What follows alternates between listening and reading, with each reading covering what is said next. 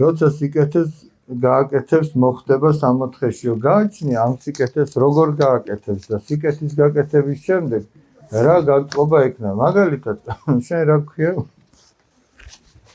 ბარბარე. აი ვიღაცამ დღეს კანფეტი გაჩუქა სკოლაში. ხვალ მიხვედი სკოლაში და ყველა მიცის რომ აი თურმე შენ რა გქვია? ალექსანდრე. აი თურმე ალექსანდრემ ბარბარეს კანფეტი აჩუქა. ეგ სიკეთე იქნება ამის მხრიდან? კი? აი მიხვედი მეორე დღეს სკოლაში და გეუბნებენ, ბარბარე გუშინ ალექსანდრემ კანფეტი გაჩუქა? კი, მაჩუქა.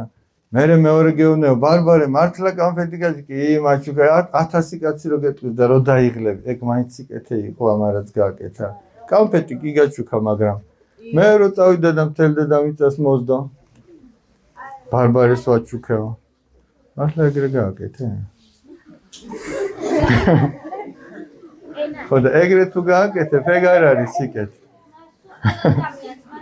მაგრამ თუ ჩუმად გააკეთებს, გაჩუქებს და არავის არ ეტყვის. თან შეიძლება სულაც იცი როგორ გაჩუქოს? ჩანთა გახსნილი დაინახოს შენი ჩანთა და მოვიდეს უცბად გაიაროს და ჩაყაროს კანფეტები. შენ ხო პირს ჩაიტყვა უნდა, მაგრამ ხო არ გეცოდინება ეგ ვინ გააკეთა.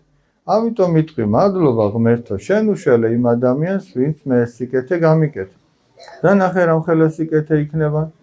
შენ პირსაც ჩაიტყვარუნებ. ღმერთსაც ადიდებ. ამ კაცსაც დალოცა ვინც იყო მაგის გამკეთებელი. და ამასაც სიკეთე ჩაეთვლებ.